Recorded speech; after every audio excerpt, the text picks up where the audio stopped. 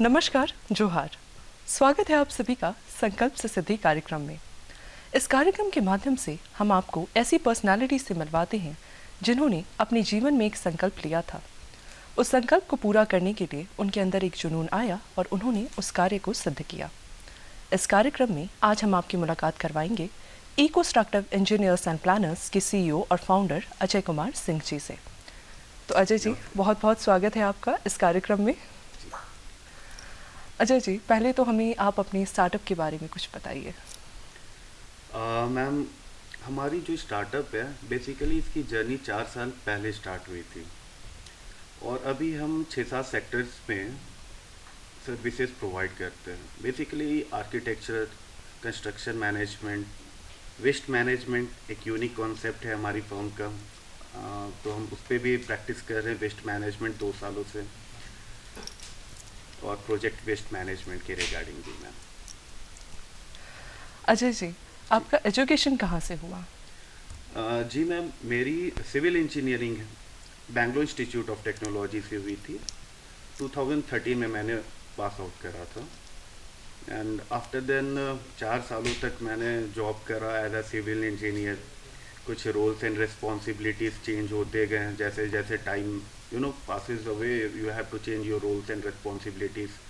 तो as a graduate engineer trainee से highway engineer, quality control engineer, फिर ऐसे ही जॉब के सिलसिला चलता रहा। मतलब कितने सालों तक आपने जॉब करा? जी मैम, 4 सालों तक मैंने जॉब करा था। लास्ट जॉब मेरे पोस्टिंग गोवा कर्नाटका बॉर्डर में as a quality control engineer थी। NH77 का काम चल रहा था, 281 किलोमीटर की 4 लेनिंग का काम मैं देख रहा था as a quality control engineer. फिर आफ्टर देन मैंने सोचा कि यार बहुत हो गया जॉब वॉब, अब कुछ थोड़ा मास्टर्स करते हैं। Okay. Then after I got admitted in BIT Mesra as a urban planner. उसके बाद मुझे मन करा कि नहीं, अब तो जॉब नहीं हो पाएगा, अब मैं कुछ लोगों के लिए कुछ करना चाहता हूँ जिससे एक इनफॉर्मल सेक्टर्स भी फ्रूटफुली उसे बेनिफिटेड हो। ये विजन आपके दिमाग में कब आया कि आपको जॉब से अलग हटकर कुछ लोगों के लिए करना है और आपने स्टार्टअप करने की ठानी? बेसिकली मैम, ये विज़न मेरा, जैसे मैंने इंजीनियरिंग करी थी 2013 में पास आउट होकर, तो उस समय मुझे लगा था नहीं, मुझे कुछ इनफॉर्मल सेक्टर्स लोगों के लिए भी करना है जो मिडिल क्लास के हैं, उनके लिए कुछ मैं कर पाऊँ कुछ। तो बस इसी कारण से मैंने सोचा कि नहीं, अब एक स्टार्टअप बनता है। और भी हमारे सपोर्ट के लिए कलीग्स थे, एसोसिएट धीरे धीरे जुड़ते गए। थोड़ा बहुत फैमिली का सपोर्ट बाद में मिला, स्टार्टिंग में तो नहीं मिला 2 सालों तक। फिर जैसे गाड़ी की चक्कर जैसे घूमने स्टार्ट हो जाती है तो आफ्टर देन लोग बिलीव करने लगते हैं आपको। अजय जी, आपने इनफॉर्मल सेक्टर की बात की। इनफॉर्मल सेक्टर क्या है बेसिकली? देखिए मैम, इनफॉर्मल सेक्टर्स हो गए जो कंस्ट्रक्शन वर्कर्स हो गए। अभी जैसे हमारी स्टार्टअप में एक विंग है वेस्ट मैनेजमेंट का, तो उसमें हम प्लास्टिक वेस्ट रिसाइकलिंग के लिए हमारी फैक्ट्री है मनातू में, और 2 और फैक्ट्री हमने सोचा है, एक टाटा में लगाने का और एक डाल्टनगंज में। तो फिलहाल इनफॉर्मल सेक्टर्स हो गए, कंस्ट्रक्शन वर्कर्स हो गए हमारे। After then informal sectors waste management में हो गए जो छोटे मोटे रैक पिकर्स हो गए। तो ये सब इनफॉर्मल सेक्टर्स है, तो इन्हें हम चाहते थे कि एक ऑर्गेनाइज्ड प्लेटफॉर्म उन्हें मिले। तो बेसिकली यही हम ट्राई कर रहे हैं कि हमारी स्टार्टअप के थ्रू कि वो एक चैनलाइज्ड पार्ट में सारे मिलजुल कर रहें, क्योंकि इन सब सेक्टर्स में लोग ध्यान देते नहीं हैं, काम निकल जाता है तो इन्हें छोड़ देते हैं एज इट इज़। तो बस मुझे यही चाहिए था कि काम कंप्लीट होने के बाद उन्हें employment on a regular basis मिले। तो बस यही थी। तो आपने इनके लिए किस तरीके से इनकी मदद करने की ठानी है? जी मैम, अगर मैं एक सर्विस की बात बताता हूँ, वेस्ट मैनेजमेंट को ही ले लेते हैं क्योंकि इसमें बहुत ज़्यादा इनफॉर्मल सेक्टर्स इंगेज रहते हैं। तो अभी हमारे पास 250 से 280 मतलब महिलाएं हैं जो रैक पिकर से चुनती हैं, बेचती हैं प्लास्टिक वगैरह।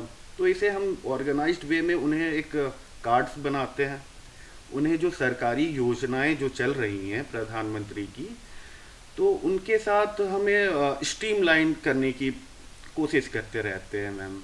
और उन्हें बका पेमेंट की जो स्कीम्स रहते हैं वो हम बकायदा उन्हें प्रॉपर वे में रखना चाहते हैं। आपके इस प्लेटफॉर्म को वो लोग एक्सेस कैसे कर सकते हैं? जी, हमारे प्लेटफॉर्म को एक्सेस करने के लिए बहुत सारे हमारे फील्ड में मेंबर्स हैं जो इन्हें पर्सनली जाकर उन्हें ऑनबोर्ड करते हैं हमारी टीम में। जी। आपने इनफॉर्मल सेक्टर में वेस्ट मैनेजमेंट कहा। इनफॉर्मल सेक्टर में वेस्ट मैनेजमेंट के अलावा और क्या क्या सेक्टर्स हैं आपके? जैसे जो मैंने आपको बताया मैम, अगर हम समझ लें एक कंस्ट्रक्शन से ही स्टार्ट करते हैं, तो स्टार्टिंग फ्रॉम ज़ीरो आपको इनफॉर्मल सेक्टर में लेबर्स चाहिए होते हैं काम करने के लिए। अब फिर स्टार्ट हो गई बिल्डिंग का काम, हमारा लेबर्स वगैरह सारे अपने बिल्डिंग स्टार्ट कर दिए बनाना, बार बेंडिंग शेड्यूल बनाए, सरिया बांधते हैं, ये सारे काम करते हैं। फिर ये मेरे यहाँ क्या होता है कि इनके साथ एक प्रॉब्लम हो जाती है कि मान लीजिए काम ख़त्म हो गया, फिर इन्हें बहुत सारे 100 में से 30% 40% ऐसे हो जाते हैं लोग जिन्हें काम ही नहीं मिलता है। बिल्कुल। और काम नहीं मिलता है प्लस इनकी पे रोक कर रखते हैं बिल्डर्स। तो हम इन्हीं के लिए एक स्ट्रीमलाइन ऑर्गेनाइज्ड वे में इन्हें ऑनबोर्ड करके हमारे टीम के साथ एक क्लस्टर बनाकर, जैसे बिल्डर्स हो गए, डेवलपर्स हो गए, हमारी खुद की आर्किटेक्चर टीम इंगेज रहती है, तो ये सारे एक स्ट्रीमलाइन फ्लो में आ जाता है। तो हमने लास्ट में अभी 2 साल पहले प्लास्टिक से प्रोडक्ट बनाना स्टार्ट किया था। बेसिकली वेस्ट मैनेजमेंट में हमारे एक विज़न है कि out of waste you have to create something that is sustainable to environment और बिल्डिंग्स में भी सस्टेनेबल हो। तो इसके कारण हम paver blocks, polymer modified paver blocks हमने एक बनाया, मैन्युफैक्चर करा, और होप कि हम कुछ और भी प्रोडक्ट्स बनाएं और लोगों को भी पसंद आए। ओके, तो आप लोगों की हेल्प करने के साथ साथ इसी फील्ड में न्यू प्रोडक्ट्स को भी लॉन्च कर रहे बिल्कुल हैं। बिल्कुल मैम। अजय जी, आपके इस फील्ड में चैलेंजेस क्या क्या आए? कुछ हर स्टार्टअप में चैलेंजेस होते हैं जो लोग फेस करते हैं। आपने ऐसे क्या क्या चैलेंजेस फेस किए, आप हमारे दर्शकों से साझा करिए। बेसिकली मैम, एवरी स्टार्टअप में आपको फ्रॉम डे वन चैलेंजेस तो लगे ही रहते हैं। या तो फिनेंशियल क्रंच, इसमें ज़्यादा हिंड्रेंस तो फिनेंशियल का भी रहता। अगर विज़न है आपके पास, सबसे पहला होना चाहिए आपके पास विज़न। उस विज़न को आप कैसे इंटरफेयर करेंगे, कैसे इंटरप्रेट करेंगे लोगों के साथ, जिसे कि आप एक मूलधार, मतलब एक प्रोडक्ट मार्केट में आप ला सकें। तो उसके लिए फिनेंशियली बैकग्राउंड होना थोड़ा ज़रूरी होता है। कुछ पॉलिसीज़ तो हैं, गवर्नमेंट की पॉलिसीज़ हैं, तो खैर उनसे भी लाभ मिलता है लोगों को। अभी तक तो हमने लाभ नहीं लिया बट लेंगे सरकार से कुछ लाभ। जैसे हमारे यहाँ जैसे झारखंड पॉलिसी 2016 हो गई, तो इसके कारण मिलता है लोगों को, स्टार्टिंग में बेनिफिट अब मिलने लगा है। अजय जी, आपका आइडिया तो आपका बहुत खूबसूरत था, लेकिन इस आइडिया से इम्प्लीमेंटेशन तक का जो जर्नी था वो आप हमारे दर्शकों से साझा करें। जी मैम, जर्नी तो बहुत ठोकरों भरी रही। ऐसा नहीं था कि एक स्मूथ रोड मिल गया आपको कि हाँ आप बाइक ले, गाड़ी लें और चलाएं। इतने सारे हर्डल्स थे। पहला हर्डल्स था कि चलो आपको, मैंने सोच लिया कि हाँ, और इनफॉर्मल सेक्टर्स को ऑर्गेनाइज करना है। तो इसमें रहता है इनफॉर्मल सेक्टर्स में आपको कि लोगों का भरोसा जीतना होता है। ट्रस्ट बहुत बड़ी बात होती है इन सबों में।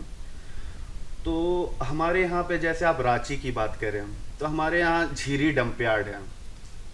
झीरी डंपयार्ड के पीछे करीबन 3000 लोग ऐसे रहते हैं जो कि एक टाइम खाना खाते हैं या फिर वॉटेवर चुनते हैं, बेचते हैं, और उसी में उनका जीवन व्यापन होता है। तो मैंने टेंडर विलेज में एक प्रोग्राम रखा कि हाँ, हमने बताया लोगों की, देखिए हमारी मंशा ये है। एक ट्रांसपेरेंट वे में हमने दिखाया कि आप ऐसे करें, चीज़ों को ऐसे आगे लेकर आएं, इससे आपका कैसे फ़ायदा होगा। तो स्टार्टिंग में उन्होंने भरोसा नहीं दिखाया, क्योंकि नहीं हम ऐसे जो करते आए हैं जहाँ, तो वैसे ही हम करेंगे। बट उन्हें धीरे धीरे रियलाइज़ हुआ, नहीं जहाँ दूसरे कर रहे हैं, क्योंकि वो उनसे बस मतलब की चीज़ें लेकर उन्हें छोड़ देते हैं जिस हाल में है वो। तो उनकी हालात ठीक करने के लिए कुछ योजनाएं हैं भारत सरकार की, तो उनसे हमने उन्हें रूबरू करवाया, ऑन बोर्ड करा टीम में। और धीरे धीरे हमने एक एनजीओ के थ्रू, मधुर मुस्कान हमारे सर की एनजीओ है, तो उनके थ्रू हमने एक अवेयरनेस प्रोग्राम भी बना रखे हैं। तो उनके तहत हमने जागरूकता फैलाई उन्हें, तब धीरे धीरे काम बनना स्टार्ट हुआ। तो उन्हें लोगों में भरोसा आया कि नहीं ये जो बातें कर रहे हैं, नहीं वाकई में ये सही बात है, इनसे हमें क्या, हमारे बच्चों को भी सुविधा मिलेगी। पढ़ाई लिखाई के लिए एजुकेशनल कैंपेन्स हमने लगवाए। इवन हमने शेल्टर्स, क्योंकि बारिश के मौसम में वहाँ पर टेम्पररी शेल्टर्स लगाकर लोग रहते हैं। मतलब आप समझ ले एक पहाड़ है कचरे का, ऊपर से आप टेंट लगाकर वहाँ रहते हैं। तो बीमारियां तो हैं ही, अनहाइजीनिक प्लेस है, सारा चीज़ है। तो क्यों ना हम प्लेस को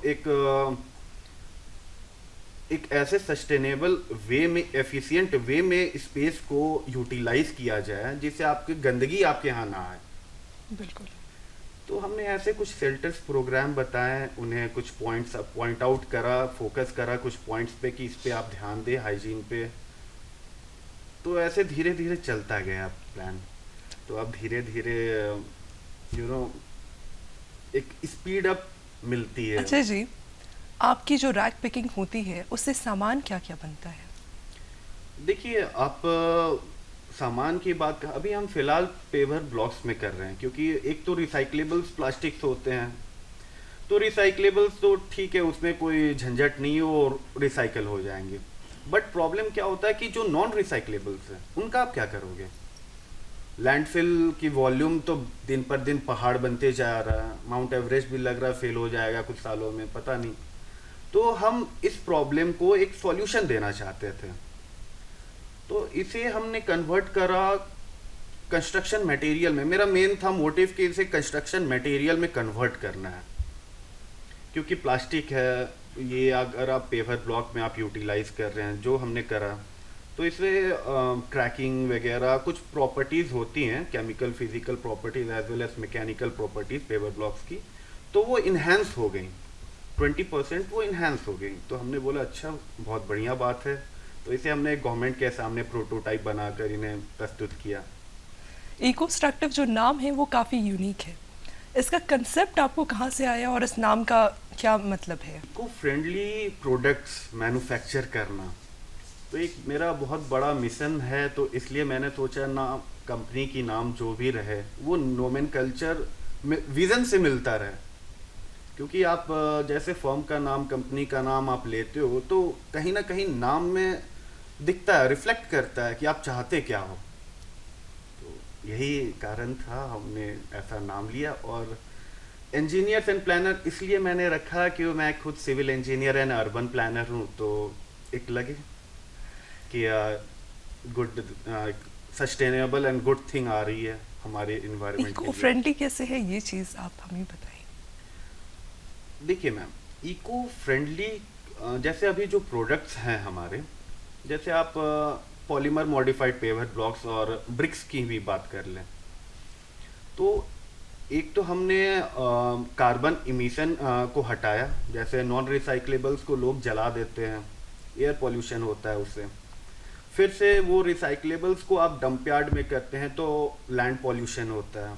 तो इसे बेटर हमने मॉडिफाई करके उसे वॉल्यूमेट्रिक रिडक्शन करके कंपोजिट प्रोडक्ट बनाया। तो खैर इसलिए वो इको फ्रेंडली है, क्योंकि इसमें कार्बन इमिशन बहुत कम हो गया और ना ही ये पर्यावरण में गया एलिमिनेट होने, ये बाकायदा हमने इसे यूज़ में लाया। आप ये बताएं अजय जी कि आपका रेवेन्यू शेयरिंग मॉड्यूल क्या रहा है, आपके स्टार्टअप का रेवेन्यू शेयरिंग मॉड्यूल क्या रहा है? देखिए हाँ, बेसिकली हमने चाहा कि एक तो हमने आर्किटेक्चरल सर्विसेज हम प्रोवाइड करते हैं, जो कि हमें बिजनेस को रन करने के लिए कहीं ना कहीं से आपको अमाउंट चाहिए होता है। ऑब्वियसली। तो आर्किटेक्चरल सर्विसेज में जो पैसे रेवेन्यू आते थे वो हम वेस्ट मैनेजमेंट इनफॉर्मल सेक्टर्स में लगाते थे। मतलब आप समझ ले कि अगर कुछ चैरिटी कर ले, कुछ रेवेन्यू भी आ गया अपार्ट फ्रॉम दैट। तो एक धीरे धीरे ये मॉडल प्रिपेयर होता गया। फ्रॉम आर्किटेक्चरल से आप वेस्ट मैनेजमेंट में कह रहे हो, तो बाकायदा हमने दो बिल्डर्स से भी, उन्होंने भी हमें सपोर्ट करा, तो हमने कंस्ट्रक्शन में भी ले लिया। जैसे जो प्रोडक्ट्स हमने किया वो अपने एसोसिएट्स में ही डिस्ट्रीब्यूट कर दिया, तो वहाँ से एक थोड़ा रेवेन्यू मॉडल स्टार्ट हुआ हमें। जो लोग हैं ये विभिन्न सेक्टर्स के, ये आप तक पहुंचेंगे कैसे? बाकायदा रांची की अगर बात करें तो हमारी ऑफिस में और जो मार्केटिंग के लड़के हैं तो उनसे ऑनबोर्ड करते रहते हैं टीम पे। ऑफिस का लोकेशन आपका? जी, हमारा ऑफिस पिस्का मोड़ में है। और जो झारखंड के बाहर जो व्यूअर्स इस प्रोग्राम को देख रहे हैं वो मुझे वेबसाइट के थ्रू भी कांटेक्ट कर सकते हैं। हमारा वेबसाइट theecocart.com है। ओके। उसमें हमारा जो डिटेल्स है, सर्विसेज हम जो रेंडर कर रहे हैं, people can go through that. Strategy क्या रही है आपकी कि आप ज़्यादा से ज़्यादा लोगों को स्टार्टअप में जोड़ सकें? मैम, जो लाइक माइंडेड होते हैं वो कहीं ना कहीं से लोग आपस में मिल ही जाते हैं। तो हम एक लाइक माइंडेड पीपल्स की एक टीम है, अभी छोटी ही टीम है, अभी 18-19 हैं हम मेंबर्स, बट इन्हें हम चाहते हैं कि हमारे जैसे और भी लाइक मेंबर्स हों, लाइक माइंडेड, वो ऑन बोर्ड हो, हमारे साथ एसोसिएट हो। यहाँ तक तो आप आए अजय जी, अब इसके आगे और कहाँ, कितनी दूरी तय करनी है, कितनी दूर तक जाना है? फ्यूचर प्रोजेक्ट्स में माइनिंग पे ध्यान दे रहा हूँ मैम। तो फ्यूचर प्रोडक्ट, जो प्रोडक्ट्स हमारे जो आएंगे वो बेसिकली प्री फैब्रिकेटेड स्ट्रक्चर्स आएंगे जो कि लोग या गवर्नमेंट हमसे बाई आउट करके सीधे इंस्टॉल कर ले। हम इंस्टॉलेशन भी प्रोवाइड कर देंगे इन बिल्डिंग मटेरियल्स। तो खैर ये है। अभी शहरों में और भी एक्सपैंड करने का आपका प्रोग्राम है?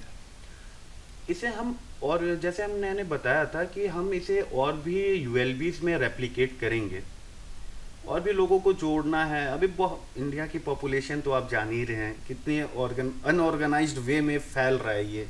तो इस जो और अनऑर्गेनाइज्ड सेक्टर्स हैं, जो अनऑर्गेनाइज्ड वे में फैले हुए हैं, तो उन्हें एक स्ट्रीम लाइन में लाना है और उनसे जुड़ना है। ये हमारी प्रयास रहती है। अजय जी, अभी वर्तमान में आप क्या चैलेंजेस फेस कर रहे हैं अपने इस प्रोजेक्ट को लेकर? थोड़ा बहुत फंडिंग का प्रॉब्लम तो रहता ही रहता है सभी को, खैर वो तो सॉर्ट आउट होता है धीरे धीरे। एक तो ये प्रॉब्लम हो गई। दूसरी प्रॉब्लम ये होती है कि लोग आपको, आपके मिशन को और जो विज़न आपने बनाया है उसे लोग अपने नज़रियों as per their perception only वो देखते हैं। तो यही बात रहती है कि कुछ लोग 100% में 10% ग्रैब कर सकते हैं, कुछ 20 करते हैं, कुछ 70-80, लेकिन 100% तो वो ग्रैब नहीं करते हैं। बस ये दो प्रॉब्लम आती है। झारखंड में जो इकोसिस्टम है उस पे आपका क्या कहना है? हाँ मैम, पहले तो ये अभी तो हेमंत सरकार है जो कि बहुत अच्छी अच्छी परियोजनाएं ला रही हैं। फ्लाईओवर बन रहे हैं, आरओबी बन रहे हैं, जो इकोसिस्टम के लिए बहुत मतलब इसे बताया जाए कि इकोसिस्टम के लिए बहुत ये नेसेसरी चीज़ें हैं। अब देख रही हैं, जब फ्लाईओवर और रोड चौड़े नहीं थे इतना ट्रैफिक जाम लगा रहता था यहाँ पर। तो खैर इस योजना के तहत इकोसिस्टम सरकार तो अच्छी कर ही रही है। अजय जी, आपकी जो आगे की फाइनेंशियल प्लानिंग है वो क्या है बिजनेस को लेकर? देखिए मैम, जैसे आपने कहा फंड्स में प्रॉब्लम हो रही है, तो और झारखंड सरकार की जो फाइनेंसेस हैं उसका लाभ मिल पा रहा है आपको? अभी मैम अभी हमने ट्राई नहीं किया है बेसिकली, टू बी ऑनेस्ट। हमने झारखंड सरकार से कुछ बातें नहीं की हैं इस रिलेटेड में, बट करेंगे जब हमारी जो और यूएलबीज में फैक्ट्रीज एक बार हो जाएं, फिर हम बात करेंगे सर। प्रधानमंत्री जी भी स्टार्टअप्स को काफ़ी सपोर्ट करते हैं, तो प्रधानमंत्री जी की योजनाओं से आपको क्या कुछ लाभ मिल पा रहा है, इसके बारे में आप क्या कहना चाहेंगे? मैम बिल्कुल, लोगों को बहुत सपोर्ट मिला है प्रधानमंत्री की जो ये मुद्रा योजना प्रधानमंत्री ने साहब ने लाया था, plus PMEGP employment guarantee programmes. इन लोगों जो हमारे एसोसिएट मेंबर्स हैं उन्होंने बहुत बेनिफिट उठाया इसका। मतलब बहुत सराहनीय काम करा है प्रधानमंत्री जी ने इसे इकोसिस्टम, स्टार्टअप इकोसिस्टम को आगे लाने आपको के लाभ लिए। मिल पा रहा है या नहीं? बिल्कुल मुझे लाभ मिला है, बट मैंने पूरा लाभ नहीं लिया मैम। मतलब एज पर जब लेना होगा तो प्रधानमंत्री हैं ही, हमारी भारत सरकार है, झारखंड सरकार है जो ऑलरेडी सभी को हेल्प कर ही रही है, तो मुझे भी करेगी एक दिन जब मैं उनके पास जाऊंगा लेकर प्रधानमंत्री प्रोजेक्ट। जी की जो योजनाएं हैं स्टार्टअप को लेकर, जी उसके माहौल पे आप क्या कहना चाहेंगे? जी मैम, ये माहौल तो बहुत बढ़िया माहौल बना रखा है इन्होंने। जैसे झारखंड की ही बात करें, आप रांची की ही बात करें, तो मैं बताता हूँ रातू रोड से पिस्का मोड़ में कम से कम अभी इस 1.5 सालों के अंदर 18 से 20 स्टार्टअप खुल गए हैं। एक छोटे from a low scale to एक मीडियम स्केल 18-20 स्टार्टअप्स खुले हैं। पीपल को, जो लोग हैं, उनको अपने आप में एक फैक्टर्स लग रहा है कि हाँ बिल्कुल दे आर, मतलब वो बिलीव कर रहे हैं खुद में कि नहीं हम भी कर सकते हैं, तो ये बहुत सराहनीय काम है। अच्छा जी, शुरुआत से लेकर अभी तक आपकी स्टार्टअप की जो जर्नी रही है, कहानी रही है, वो कहानी हम चाहेंगे कि आप हमारे दर्शकों से संक्षेप में साझा करें। जी बिल्कुल मैम। जैसे हमारी आफ्टर कहाँ से 2008। शुरुआत हुई, कैसे आइडिया आया? जी मैम, जैसे 2008 करने के मतलब 12th करने, 12वीं करने के बाद लोग, पेरेंट्स चाहते नहीं मेरा बेटा डॉक्टर बने, इंजीनियर बने। तो मेरा, मैं भी मीडियम क्लास फैमिली से हूँ, मेरे पेरेंट्स भी चाह रहे थे नहीं बेटे को इंजीनियर बनाना है। तो खैर ठीक है, पापा ने बनाया इंजीनियर। पापा ने मेहनत करा और मम्मी ने भी सपोर्ट करा, तो मैंने सिविल इंजीनियरिंग करी बैंगलोर इंस्टीट्यूट ऑफ टेक्नोलॉजी से। आफ्टर देन जो मैंने बताया कि 4 साल तक जॉब करा मैंने, उसी टाइम मुझे ये रियलाइज़ हुआ नहीं, मुझे खुद के लिए और लोगों के लिए एक सिस्टम बनाना होगा जिसे मैं लोगों के ऑन बोर्ड कर सकूं और लोगों की मदद किसी ना किसी रूप में कर सकूं। तो ये मेरा विज़न आया था आफ्टर डूइंग इंजीनियरिंग। नए लोग जो स्टार्टअप खोलना चाहते हैं या स्टार्टअप से जुड़ना चाहते हैं, उनके लिए आपकी क्या सलाह है या कैसे करें? जी बिल्कुल। अब मेरी यही सलाह रहेगी कि हौसला नहीं खोना है। लोगों से यही है, जो हमारे छोटे भाई लोग स्टार्टअप करेंगे उनसे यही एक रिक्वेस्ट है कि हौसला आप कभी ना खोएं। जो ऊपर वाला है वो आपको कहीं ना कहीं एक मौका ज़रूर देता है जिसमें आप आगे बढ़ सकते हैं। किन बातों का ध्यान रखें वो जो न्यू स्टार्टअप्स खोलने जा रहे हैं? देखिए, जो नए स्टार्टअप्स खुल रहे हैं, ये बस आप लोगों की ज़्यादा बातों पर ध्यान ना दें। जो आपके दिमाग में है, चल रहा है, आप गार्जियन से भी डिस्कस कर सकते हैं इस मैटर में कि हाँ नहीं पापा मम्मी मुझे ये थोड़ा ये प्रॉब्लम हो रहा है, या लोग मुझे ऐसे कर रहे हैं, आप खुलकर डिस्कस कर सकते हैं। पेरेंट्स से ज़्यादा अच्छा गाइड शायद ही कोई करता है, ऑब्वियसली, क्योंकि वो आपको हमेशा सुखद हाल में देखना चाहते हैं। तो मेरा यही मानना है कि आप ज़्यादा लोगों को ध्यान में ना रखें, बस आप अपने दिमाग को एक संतुलित वे में लें और उसी पे आप काम करें। अजय जी, आप हमारे कार्यक्रम में आए और आपने हमारे दर्शकों को इतनी विशेष जानकारियाँ दी, उसके लिए आपका बहुत बहुत धन्यवाद। धन्यवाद। अगले कार्यक्रम में फिर मुलाकात होगी किसी ऐसे ही नए पर्सनालिटी के साथ। तब तक के लिए हमें और हमारी पूरी टीम को दीजिए इजाज़त। नमस्कार, जोहार।